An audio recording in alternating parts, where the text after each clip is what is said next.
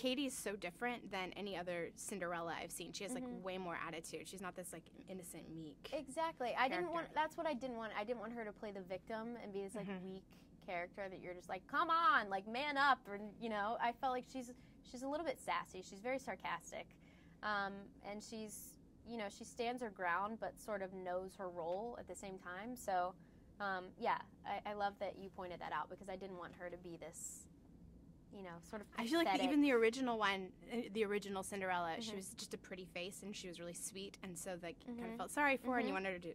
But Katie actually has talent, and that's what propels her more than just being gorgeous. Right. So that's exactly. really nice. That's why, you know, I was drawn to, you know, this film is because the whole musical aspect and just that she was so passionate about something. Because like you pointed out, like in the original fairy tale, it's just about this beautiful girl sort of in, you know, in rags, but she finds her Prince Charming. But for this, Katie does find her Prince Charming, but she also is independent and has goals for her life as opposed to just like finding this great guy.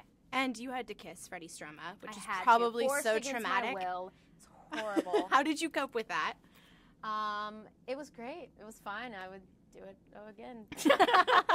No, he's a doll. He's super sweet, super charming.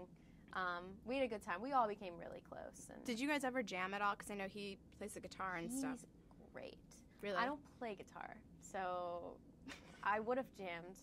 Well, you can sing to the guitar. Yeah, no, he played guitar for a lot of us. He actually taught Matt, who plays my little brother in the movie, some guitar. It was really sweet. I was wondering that because they did that whole thing in the doorway. Yeah. It was so cute. But he's very, like, he can pick. And he was describing your voice in the special features. Have you seen this? No, what did he says say? that you sound like Adele and Christina Aguilera, like a mixture. That's amazing. Isn't that a good compliment? That's, like, not realistic at all, but... Oh, I think it is. Adele and Christina.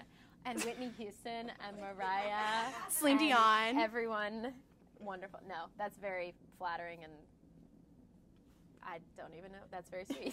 You said that the music was kind of like overwhelming for you at first because you're usually singing, like, is it more folky kind of stuff, and this was really pop rock, or? Yeah, I mean, I'm just not, I wasn't used to the, like, mainstream pop, upbeat, you know, songs, because you have to have a lot of energy, and you have to, like, really carry the song, and so it was a lot, and it was, I learned a lot about my voice and my ability, and then, you know, and then performing it and doing the choreography was a completely different story, because I'm not used to that at all. Like, I love to dance and have a good time, but...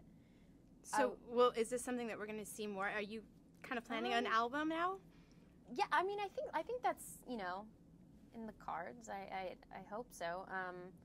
You know. Have you started writing songs for it at all, or? It's like very beginning stages, but this definitely opened a lot of doors, and I think people probably realize that, wow, she really is not just an actress who sings, she's a singer. Yeah, and that's what I don't want is, like, you know, you see a young actress on a TV show, they're gonna, you know, they're gonna release songs. Like, that's just sort of the trend right now, and that's exactly what I don't want. So what's the timeline on this album for your fans? Like, are you thinking like 2 years from now or 6 months from now? I mean, I'm sort of busy with Pretty Little Liars. It's 24/7. We're filming till December, but I mean, I'd like to within a year or so. That's awesome. If I'm like, because I don't want to release something that I'm not 100% behind. Yeah, and like I want it to be 100% me. And I want it what to be, kind of sound would you go for if you had to describe? There's one song in the movie. You know, it's me playing guitar.